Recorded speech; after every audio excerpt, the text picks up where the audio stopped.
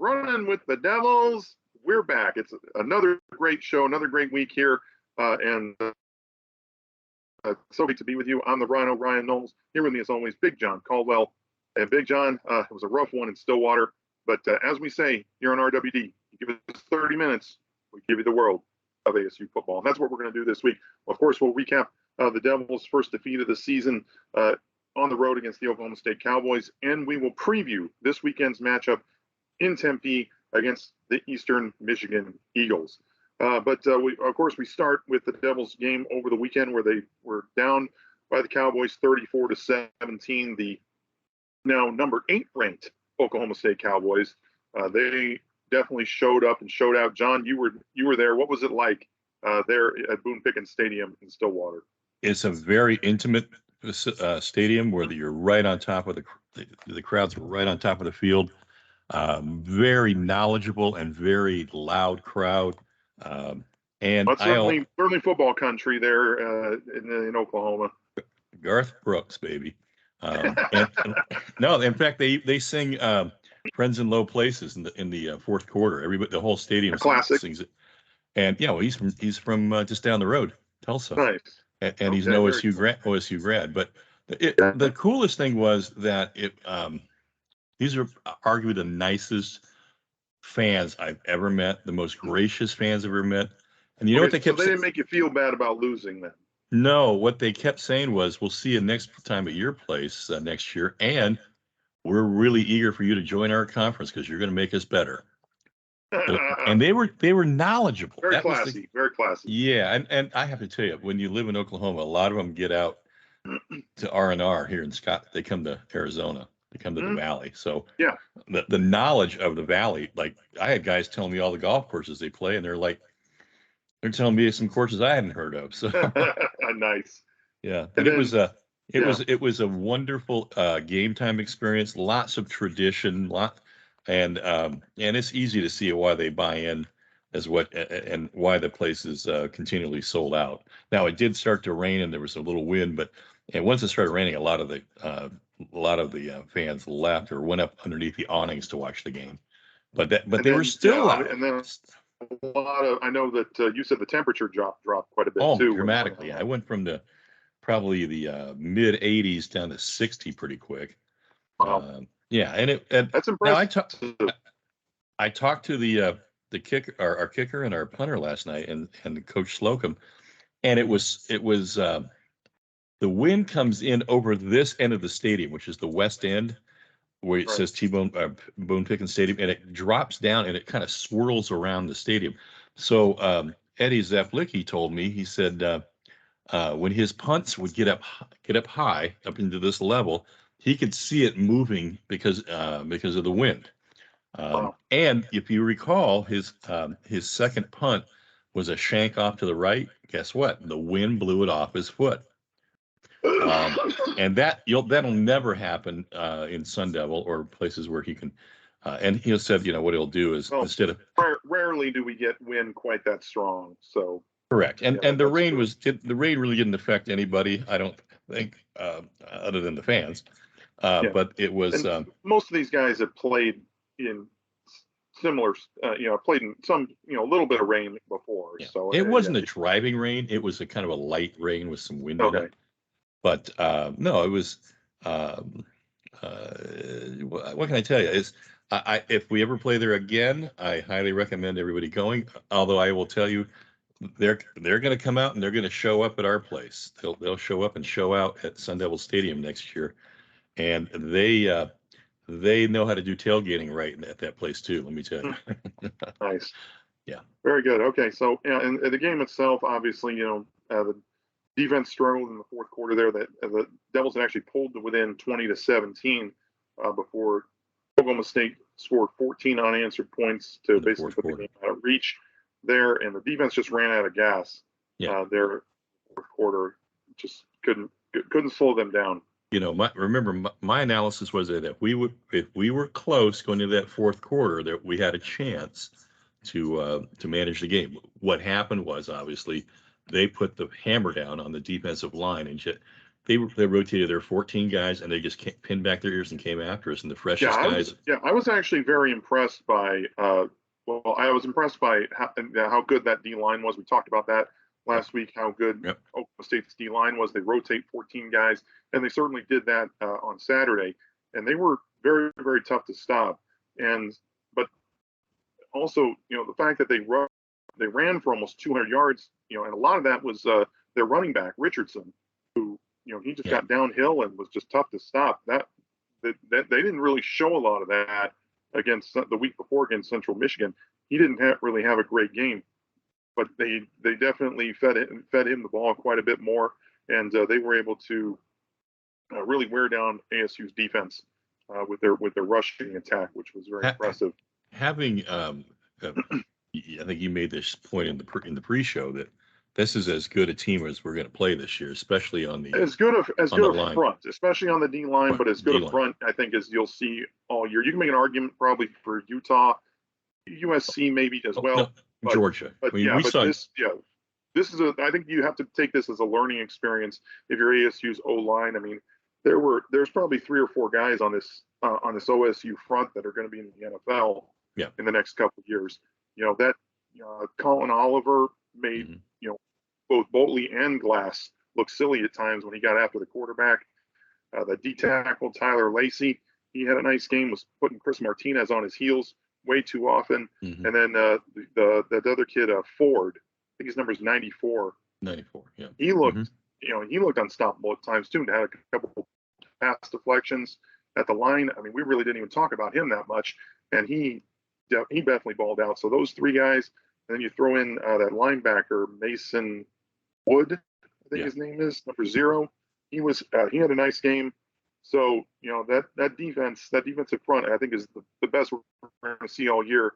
So if I'm ASU's O-line, I got to take this as a learning experience and try and build on this, because my good friend Juan Roque always talked about the time that he played one of his first games starting. I think it was 93 or 94 against the University of Miami, when he was going against guys like Warren Sapp and Russell Maryland, and Dwayne "The Rock" Johnson was on that team as well. And they just got slaughtered at Sun Devil Stadium by a very, very good Miami team. Dennis Erickson, obviously they just won the title a few years prior, and he said he learned more struggling and failing in that game, and was able to apply it to future games than he did in any other contest, even in wins. I mean, a lot of times you learn more from a loss than you do from a win. So I mean, hopefully ASU's O-line will be able to apply this and get better as the season goes on. So number 0 was Mason Cobb. That was it. Mason Cobb, junior, and of all places out of Provo. He had, but they do produce good linebackers in Utah for whatever reason. And here's the thing: I'm flashing back to the trip we made back to Georgia, and looking at that defense. I think that if I had to make that, you're talking about the Bulldogs. I am. I'm talking about the defense that they exhibited versus the defense we just played against. I would rank the Bulldogs defense better, only because I think they had more team speed at all positions as opposed to just they were deeper at all positions, even with their rotations in the secondary. And I think there's just more team speed to that defense, and they deserve. I'm not going to say Oklahoma State has the best defense in the nation. Oh no, please. I think their front 7, and especially their defensive line, is probably one of the best in the nation. With some of the guys that they have, they've brought in and they've recruited, and those guys really balled out on Saturday. And I hope that they did a good job protecting Spencer Sanders, their quarterback. He had a nice game. 21 to 38, 268 yards, 2 touchdowns. Did have an interception, but he also had 54 rushing yards and a touchdown on the ground as well. So we kind of expect, we know how good he is. 4-year starter, senior. We knew what to expect from him. But the fact that they were able to run the ball the way they did with Richardson, I think was impressive. And then you get there in the mid to late 4th quarter. I mean, they were just getting 8, 10, 12 yards a pop on the ground, and it's tough to stop and tough to get when you're wanting to get the ball back at that point. So Definitely a tough one to take for the Devils, but hopefully, again, they can learn from this and apply it going forward. Just some other things that we noticed. 2 of 13 on third down for the ASU offense is not going to get it done. I think that they didn't even. I don't think they took that much from the Central Michigan tape, because Central Michigan tried to do a lot of the same things on third and short. They tried to run into the teeth of that very good defensive front of the Cowboys, and that's just not a good idea. Plain and simple. ASU tried to do a lot of the same things. They didn't mix it up enough on third down, and that's why they ended up 2 of 13. Well, a lot of those out of those 13 third down opportunities, they were third and long, and the best way you cure third and long is yes, the best way you cure that is good first and second down plays, so that third down becomes manageable. Yeah, Ladarius Henderson made that point in his press conference this week. That's a smart guy. That's a smart dude. But yeah, I think that's what they're going to, going forward. They are conscious of that. I think they, although they did have their biggest one of their biggest gains all day was a 3rd and 18 to I think it was Badger, and it was it was, and that was a nice pickup. I think that was actually their first third down pickup. Right. On 3rd of 18 of all things. And then the pass protection, we mentioned how good that D line was, and they were inconsistent all day. When they gave Emory Jones time, he was able to find his receivers downfield quite a bit. They still had 3 sacks, 10 hurries. That was 2 of those were by Colin Oliver. I mean, he just used both Glass and Boley on that left side of the ASU line, and 131 rushing yards is decent, but you would like to see a little bit more out of a team that we kind of consider to be a run first team. And so they talked about this on the broadcast, and we didn't see very much of Emory Jones running the ball. No, and I asked Herm about that last night, and he had a pretty good answer, and that was that you go with what they give you. We have the green light on for our RPO, and it's all predicated on what the middle linebacker is doing. Now, if the middle linebacker stays home, you can't really run it. So it's predicated on that middle biting on usually the fullback, coming through the B gap. If he comes up, and play and he comes up and tries to come up and fill that gap where the fullback's coming because they think something's running that way, or the quarterback's coming that way, then it's pretty much shut down. But and the other salient point was they just don't want to risk getting him hurt at this point. It's early in the season, and I think there's a concern about the depth at quarterback right now. Now Herm did say, and that is a valid concern. But I mean, Emory Jones running the ball has still got to be a part of their offense. And I think there's still got to be a threat of him running there for this offense to be successful. I do think this is our opponent coming up is the kind of opportunity you want to have him run. I think the RPO can work there but you're right. It was a big part of the week one's victory, and you like to see that, like I say, keep it in your arsenal, keep the other team on their toes.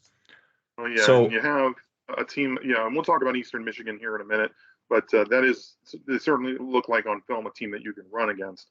So hopefully we will see that wrinkle in the offense this weekend. What a great, pleasant surprise though to have to see Gio Sanders break out. I think it was your guy. You kind of said keep an eye on Gio because of. I was looking forward to some good things out of him. At some point this season, I really wasn't sure, but I knew he was going to get his opportunities with, OSU obviously saw the film against NAU, and they were trying to take away Messiah Swinson and some of the underneath stuff.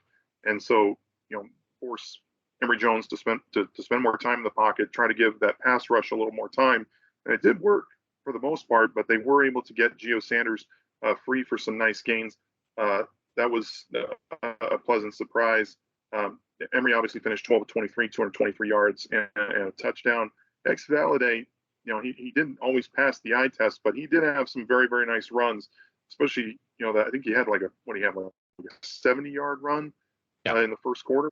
and that accounted for the bulk of his yards, 21 carries, 118 yards, and another touchdown. And then Elijah Badger, great to see him go out there. We kind of expected him to be our, one of the best players on the offense, if not the breakout player. Six receptions, 91 yards, and a touchdown. He was the leading. Him and Gio Sanders led the Devils in receiving this week. But then things always seem to pile up with this team at times. Flags at the wrong time. This was also an issue against NAU. 10 penalties for 95 yards. Now, to be fair, a couple of those personal fouls were pretty ticky-tack. This was, I believe it was a Big 12 officiating crew. Yes. And they were real quick to pull the flags out on Tamarcus Davis when he kind of just basically landed on Spencer Sanders. He didn't really tackle him. He didn't really try to spear him or anything. He just tried to, make sure that Sanders went to the ground and kind of landed on him. He didn't use his head. He didn't do anything, egregious or excessive. And I still got flagged for a personal foul. Same goes for Trevez Moore. He, got to Spencer Sanders a little late. Didn't really ease up something I guess they expected him to. And he got flagged for basically holding on to Spencer Sanders and didn't take him to the ground. Yeah. Didn't really hit him that hard. And they still threw the flag. So those were a couple that were really ticky-tack. There were a couple in the secondary that kind of judgment calls as well. Some of the pass interference calls were really, really. Maybe they're just trying to set up. The refs are trying to set boundaries and precedent on where the line's going to be as far as what they're calling. But some of it was just no more than having your hand on a guy, right. And it just seemed. It seemed really sort of arbitrary to me, but it was. And Herm talked about this during his press conference as well. It's just they got to be better, a little bit better with technique in the secondary. You mentioned that during our pre-show. Mm-hmm. Yeah, and that's certainly something I think that we want to see going forward. Even with the injuries, Ed Woods, it looks like he's going to miss this week again. They're kind of moving Jordan Clark around, which has been interesting. He's, he came back this week. It looks like he's going to play more safety going forward. It looks like they have him in at safety. We're probably going to see more Keon Markham on the outside at corner. So it's going to be an interesting kind of shuffling of the lineup this week. You have to see who plays, how many snaps. And then one more thing that's kind of been a concern, I think, through the first two games: 0 sacks, Big John. And this is a little bit of a head scratcher. I know that these teams are trying to protect their quarterbacks, trying to kind of take away the pass rush, but ASU's got to be better. They got to be better getting after the quarterback and just creating pressure, which ultimately will lead to mistakes. I agree. I think. And while the D line really hasn't, or we haven't found a way to blitz. We don't blitz a lot anyway. I don't know that we're suddenly going to become a blitz team, a blitz crazy team. But the one thing I'll tell you, and I'm going to have to keep. And it seems like Herm Edwards and Donnie Henderson seems like they like to drop the linebackers in the passing lanes, and it's worked. I mean, they got, Kyle Soley's got 2 interceptions through 2. They were dead on. They were duplicates of one another practically. If you look at the two, there's a clip that's ASU put out, and it looks like the same play. That's because that's good film study and that's good position. Kyle is having a great year. I mean, he had 11 solos, 5 assists, and in the pick. He's having an all-pack kind of year already and early on. But what I did like out there was there was a lot of talk.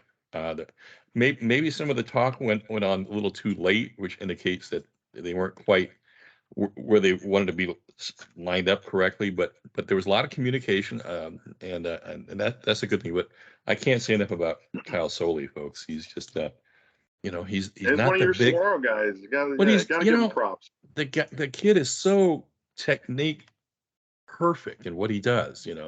Runs great lines to the ball, and he's just always lined up in the right place. He's definitely fun to watch at the linebacker position. Plays it very, very well. It's kind of the quarterback of the defense as well, making sure everybody gets lined up in the right place. So yeah, he's definitely been an asset to this And team. this is not a fluke. As we said in the very first show, this defense is designed for Kyle to make most tackles, and he's getting them. So that's going according to game plan. It's really nice to see his grandfather and his mother and his girlfriend. We ran into him walking around the tailgates on Saturday. But so the Solis were representing, and Yeah. just what a great Sun Devil he's turning out to be. Yeah. Yeah. So as we like to do here every week after a defeat on Running with the Devils, what we learned, presented by Flagstar Bank and the XL Lending team. For any mortgage questions or needs, please reach out to xllendingteam.com. And a couple of just my points on what we learned. The lack of depth was kind of an issue on defense. We knew that it would be, especially in the linebacking core. And the defense just running out of gas in the fourth quarter. That's not something that you'd like to see happen. This was kind of a special circumstance because you're not going to see too many teams run this Oregon Chip Kelly style of tempo where they're trying to get like 80 plays in a game, and they just that they're running that type of offense can oftentimes is designed to wear down a defense. Yep. And that's where the depth issue came into play. But ultimately that's what won. It seemed to win OSU the game. But and they're not going to see that very much. Not too many teams really run an offense that way anymore. No, not in the pack. But no. I think you still got to be, you still got to develop some depth behind some of these guys. Kind of get some of these young guys in to learn the game and not have so much of a drop off if you have injuries or guys. Well, this is a game where that's likely to happen. Plays. Yeah, you're going to see a Frias play. You're going to see a lot of the 2s and 3s getting a lot of work this week. Yeah, hopefully we do. And then the O-line still has room to grow. Felt like this was going to be one of the more important positions on the team going into the season. Especially as a running team, they were going to you're going to need to have protection for your skill position guys, but they still have room to grow. They face probably their toughest test of the season, form of this defensive front of Oklahoma State, and you just got to learn from your mistakes. I've said it before. I'll say it again.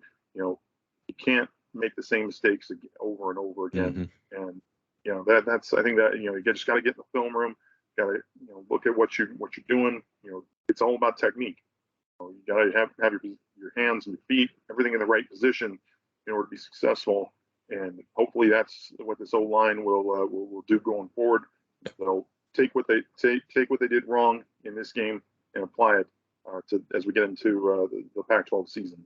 The good news I thought coming out of this, and from the talk about the O-line, no offside, no procedure. No, we kept the holding. I think there was maybe one holding call, but it was so the penalties happened, downfield, and the fouls happened in the secondary pretty much. And so, this is a marked improvement from where they were last year in terms of just lining up and penalty, and offsides and procedure calls.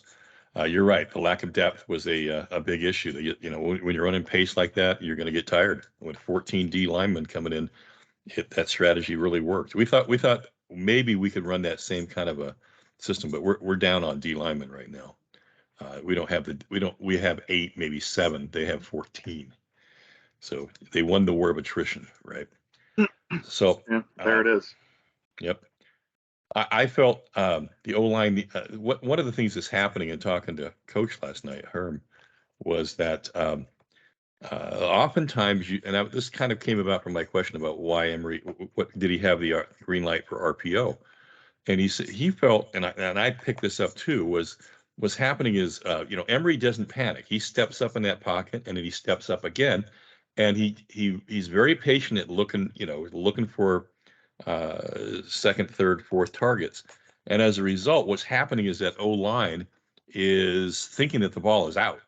And what's happening then is that that's when some of the errors start to occur. The ball should be out, the ball is not, and that's where the technique breaks down. Guys are getting through, and he thinks they can fix that. That's just a matter of paying attention and knowing that that Emory's going to take his time, and you got to hold those blocks longer than they have been. Fouls in the secondary, technique related. Most of these DBs came from other places, and they're new. They have to be taught our technique, proper technique in terms of how fouls occur in the pack. Now that we're coming into conference play, and finally, we do need to keep Emory's legs in this game. I think if we're going to win in this conference, you're not going to beat a USC without it. You're going to need all the weapons you can get against a USC or some of these surprise teams like Wazoo. You're gonna need legs, and it's a big part of our offense. So it's a work in progress. I think it'll get better, but that's what we learned from my perspective. So now we move on to what we learned. Yeah, what we learned, presented by Flagstar Bank and the XL Lending Team. Check out xllendingteam.com. And just to follow up on what you said, yeah, I think you are going to need Embry to use his legs at some point. Certainly got to keep him healthy because quarterback depth is an issue, but that's a big part of that is a part of your offense that you are going to need to keep moving the chains and be a threat and open up opportunities for other guys. But now, as we get into the Eastern Michigan Eagles, coming in and with a record of 1-1 out of the Mid-American Conference. Head coach Chris Creighton, he's been there a while, nine seasons now with the Eagles, 38-58 record. They're out of where is that? Ypsilanti. Ypsilanti. I'm saying that right. Yeah, Ypsilanti, Michigan. So yeah, they're coming in with a 1-1 record. I did watch a little bit of that game that they played last week against Louisiana. They actually had a 14-0 lead at one point, and then they had a freak, just lightning and a bit of a downpour. And right before halftime, and they went in for halftime, and then when they came out, Louisiana outscored them 49-7 the rest of the way. They had 5 turnovers and 10 penalties in that game. They did have a bit of a dogfight in their first game against Eastern Kentucky, winning 42-34. But this defense has definitely struggled, and you're not putting them in a great position when you turn the ball over 5 times. So Eastern Michigan, the strength of this team is certainly its offense. They run a spread single back. They will use the tight ends quite a bit. But Taylor Powell, the guy who makes this offense go, the Mizzou transfer, 591 yards and 4 touchdowns, but also 4 interceptions on the year. He's also got a rushing touchdown. He's a decent athlete. He can move around a little bit. He's not a scarecrow there in the pocket. But he's going to do most of his damage with his arm. But he will get out of the pocket and extend plays at times as well. Mm-hmm. And then one of the focal points of this offense is their running back Samson Evans, kind of a Swiss Army knife type guy. They'll line him up all over the place, use him as a tight end, as a wing, it's their primary running back. But they'll also use him in short yardage as a quarterback. They'll line him up behind center. They did that against Louisiana. He actually used the old Tim Tebow fake run jump pass for a touchdown against Louisiana for their first score. And he's also the leading rusher at 108 yards and 2 touchdowns on the season. So they'll go to him quite a bit. He expect him to get a lot of touches. And then on the outside, Tanner Neway's been there. I think I'm saying it's Tanner Neway is their leading receiver, 12 receptions, 132 yards and 3 touchdowns on the season. He has been Taylor Powell's favorite target up until this point, but expect Darius Lassiter, Hassan Badoon, and Dylan Drummond to also get some looks. They've got they all got about 7 or more receptions each so far this season, and then they will, like I said, they will use the tight end quite a bit. And another one of Powell's favorite targets is Gunnar Oaks. He's got 7 catches for 73 yards on the season as well. I think the over-under. So this is an interesting offense. They've been able to move the ball thus far against 2. Well, no offense to Eastern Kentucky and Louisiana, lesser opponents than what you would expect ASU to be, at least on paper. So we'll see what this offense does against ASU's defense on Saturday. I think the over-under. You shut down Samson Evans and kind of key in on him. Don't let him get going on the ground. Taylor Powell's shown that he's certainly turnover prone. They turned the ball over 5 times against Louisiana. So not good. And a couple of them were like kind of freak athletic plays by Louisiana, but a couple of them were certainly avoidable. plays by Eastern Michigan's offense. So they have been able to put points on the board. But they've also been a little turnover prone thus far this year. Yeah. I was going to say, I think the over-under is probably Tanner Neway, but we'll find out as soon as I hear Tim Healy on. Yeah. I'll have the headset on. I'm not too worried about the pronunciation. No, on that. I'm more worried about what he's going to do against our secondary. Hopefully, they'll be able to, bottle him up a little bit. And I would like to see this defense kind of do something similar to what they did against NAU. I think NAU, Eastern Michigan is a little better, more better equipped. Just with some of the athletes that they have, they are going to a bit of a tougher team, tougher test than NAU was at least. Right. But I would still like to see ASU defense go out there and at least get on the board when it comes to sacks, because they haven't gotten any sacks thus far this year. At least pin their ears back a little bit. Yeah, for Taylor Powell, this is not a team with a bunch of elite athletes. Evans, he's kind of a bowling ball. He can, he's a big guy. He's kind of tough to bring down, but he's not an athlete necessarily that you really worry about burning you for big gains. So, if you can pin your ears back after Powell, he's certainly, been prone to the interception so far this year. One thing that I didn't cover earlier, I'm the special team guy, so I really listen to what the special teams coach and people are telling me. And I've heard some criticism for 48-yard field goal attempt that was missed by Carter, and it had nothing to do with the wind. He swears that wind was much higher up in the stadium than what it was just. And 9 times out of 10 he'll hit that. He's got the range for it. It was swirling a little bit, but it wasn't a factor. It was just a bad plan. He did not get his full leg into it. And talking to Zapolicki about here's a fascinating thing. Nobody knows. He hasn't told. He says, I'm the only one who knows this. Right before the game in warmups, like a minute before warmups, his right shoulder came out and dislocated. Yes. And the trainers got it back, popped it back in, and he was freaked out about it. It's never happened in his life. He has no idea why, but he says the trainers have been working with him all week, kind of tighten up his labrum, and they'll tape him up so that it won't happen again this week with sports tape.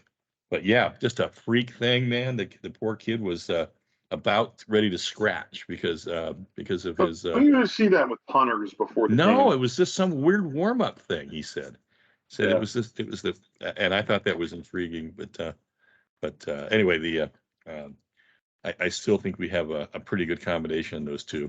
And Carter Brown is his holder, so you're not using I'm sorry, Zapolicki is Brown's holder, yeah.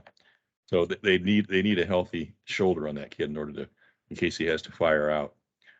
Anyway, going back to EMU. Yeah, Eastern Michigan's defense has been giving up a big play. It seems like all year they gave up a lot against Louisiana. Louisiana seemed like they were moving the ball at will, especially in that second half when they ripped off 49 points. All 49 points were scored in the second half. They run kind of a different scheme than what you usually see in this 4-2-5. They're giving up 473 yards a game and over 300 passing yards a game, and that's against Louisiana and Eastern Kentucky. And they've been prone to giving up the big play on the ground as well, giving up 4.6 yards a carry. But they still do have some players here, and Chase Klein, the linebacker, the Michigan State transfer, he's got 14 tackles on the year. Joseph Sparacio, the other linebacker, Boston College transfer, he's a senior, one of the team leaders, 12 tackles on the season. And then they got that 3 safety look, but they'll bring one of the safeties into the box. And I think that if I'm reading their depth chart right, because they run, they got the 2 corners, then they got a dog safety, a rover safety, and then a free safety. So I don't really know which one they bring into the box. They might mix it up. They might bring different ones into the box at times. But TJ Peavy's put up some good numbers so far this year with 11 tackles as well as a tackle for loss. And then 2 of their best D linemen are Peyton Price and Jose Ramirez, who combined for 17 tackles and tackle for loss so far this year. But this is an Eastern Michigan defense that just by the numbers, and at least on the eye test from what I saw in the Louisiana game, has not played very well this year. I mean, they got some safeties. They got some seniors. They have some transfers. This is a pretty senior laden defense for the most part, especially on the among the starters. But they just haven't really played very well with this in this 4-2-5 scheme, and hopefully ASU can continue to keep them down on Saturday. So our keys to the game presented by the Valley Athletic Booster Club. Check out valleyathleticboosterclub.com. And we kind of touched on some of these before the game, during the course of the show. But my first key is going to be the ground garrison. I believe that this team needs to, we've said by game 3, they need to establish an identity. Well, this is game 3. And I think that they're going to need to establish the run with Ex-Valade, Daniel Nagata, as well as Emory Jones on the keepers. I truly believe this is a run-first team, and hopefully we'll see that in this game. They'll be able to chew up the ground a little bit, maybe get to 200 yards on the ground would be, I think, a good goal to set for this team. And we might even see Tevin Price again, which would be really nice. Nice to see the freshman get some touches as well. I think that's going to be one of the keys to this game. This Eastern Michigan team has not been very good against the run. Is a good bounce back opportunity for this O-line after a tough performance against OSU to kind of get some confidence back. And then on defense, I definitely think you got to improve the pass rush. The pocket pressure has got to be there. Hasn't been there with very much consistency thus far this season. They have 0 sacks. We've mentioned it before. No sacks on the year from this team as of yet. And I think we definitely need to see at least one by the time Saturday's game is over for this pass rush to really establish itself going forward. This is the last non-conference game, and we still have 0 sacks. So I think that's a bit of an issue, and one that I'd like to see remedied on Saturday. Throwing a little bit of blitz at him, something new. That's not the worst idea, honestly. Yeah, throw a little bit of blitz at them. This Eastern Michigan team, they're going to spread the ball out a little bit. Yeah, they use multiple tight ends. They're probably going to keep those in at some point. Evans looks like he's a decent pass blocker, but I still think you can get to this team. But I think you might have to do it up the middle and with the DNs.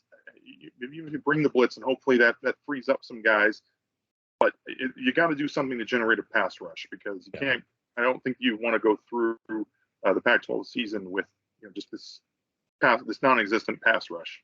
Yeah, I think that first series where you see our D line, if they're blowing them off the ball, you're going to have a pretty good idea that they can run a blitz. I'd like to think they can, and that's hopefully we'll see that in this game. I mean, Eastern Michigan really hasn't done a whole lot to make you think that they're going to be this. Like I said, their offense is the strength of this team, but they haven't really done enough to make me think that they're going to be some kind of elite scoring force with what they've done thus far this year. And Louisiana was able to they got 4 sacks against Eastern Michigan. So I think the pass rush is there. We have the athletes. I think they've proven that with some of the plays that they've made, it's just a matter of executing, getting after the quarterback, wrapping up, and just being doing your job, plain and simple. No, I think those are good points, Ryan. My side of things, we saw Badger really what he can start doing on some of those long streak routes, how his separation speed he's got, kind of reminiscent of Ayuk and some of the more elite receivers in the country, was really evident. I liked it. I think we've got to take advantage of that. I think we've seen it now a couple times in this last game, what he can really do when he's out in space like he was. And Swinson, while he didn't have them, they didn't target him a whole lot because they were taking that away. I think he was really a marked man in against OSU. I don't know that they have the kind of athletes on Eastern Michigan to get after him. So his catch radius is still huge, big weapon. Yeah, if they're going to try to put a safety on him, right? I don't think they have the size to cover him. You can put him on have like a back shoulder fade, or just you're right about his catch radius. I think it's definitely above average. and he can go up and get a ball if you just throw it up for him. Yeah, but it's going to cut, and his ability to get balls is really based on chipping, blocking and then releasing and getting out to the next level. And I really do. I'm like you. It's time for the D line to start asserting itself. I don't know that. You talk about the offense establishing an identity. I think the defense is time for them to assert themselves and to do the kind of things they do in practice with lots of loops and stunts. And I promise you, folks, we did not collude on this. We just both feel this is something that's kind of missing from the defense. Defense has actually played relatively well to this point. Yeah. They just need to get after it on the pass rush a little more. Yeah. And we both would kind of agree on that. And I'm with you on, you got some athletes at the skill position. And I don't know. Playmakers. I definitely don't think Eastern Michigan, with what I've seen from their defense, can keep up with them really through a 4-quarter game. So, yeah, if you can take advantage of some of that on the outside, especially with Elijah Badger, that is certainly something you can do. And I like the fact that ASU went to Swinson on that first drive, and they tried to look for him in the red zone. Emery's pass was a little off there in the back of the end zone on that first drive, forced him to go for a field goal. But yeah, you've got to continue to have him involved in the offense. I think he's too good of a weapon between his size and his route. I liked his route. I liked his route running. Route running, I think, is definitely a very, very good. And you just got to continue to feed him the ball. I think given the position that he's in, and with the mismatch that he has, definitely got to continue to give him looks on, and make him the first stop, the primary on passing plays. Did you happen to catch when Conyers was in there, the kind of blocking he was doing? I thought he did a really nice job, actually. Yeah. We knew Jalen was going to be a good receiving option, and I think he still will be through the course of the season. He'll definitely get some looks as well. But yeah, that was good to see him. His blocking, he's definitely improved as a blocker as well. And that was good to see him assert himself as in that aspect of his game. Yeah, so he's always on the quarterback's right, so he's to his strong side. So he has that ability or the option of to chip and break off of that, which is the same place they like. I think we'll continue to see the tight ends used quite a bit in this offense. I think we haven't seen much 12 personnel. Staple of Glenn Thomas, and I think that given some of the kind of the lack of depth that they have right now, as far as proven players at the receiver position, you're definitely going to need to take advantage of the tight ends that you have. Well, I think this is the game where you might see some 12 personnel set of alignment. So I'd be perfectly fine with that. And then as we always do here on RWD, our score predictions. I'm 2-0 on the year, by the way, not to toot my own horn. Yeah. What were you? What was your? I'll say the spread on this game is 20.5. I did not know that before I made my prediction, by the way. It started at what 17? 17 and a half? It started 18. Yeah, 17 and a half, 18, between 17 and a half and 18. So 18. I still think ASU is going to win by 3 touchdowns. I got them winning 41-20. I think Eastern Michigan might score a garbage touchdown or 2 against our backups later in the game. But I still think ASU's defense will assert itself, probably force a couple turnovers, and ultimately run away with this game. I got them winning 41-20. Yeah, I think we're going to try to put the pedal down quickly, get out front, get up by at least 2-3 scores. You want to be up by 3 scores by half. Don't let this kind of upstart team get any confidence. No, not at all. And you want to get up by 3 scores if you can by half, so that you can get some work in with your 2s and 3s in the coming in. Maybe let the 1 start the third quarter and then turn it over to the 2s and 3s. Let them get some work, especially on the O line where we need depth. Yes, we need player development. Absolutely. So I just see this as, I see we're going to come out hammering fast, and they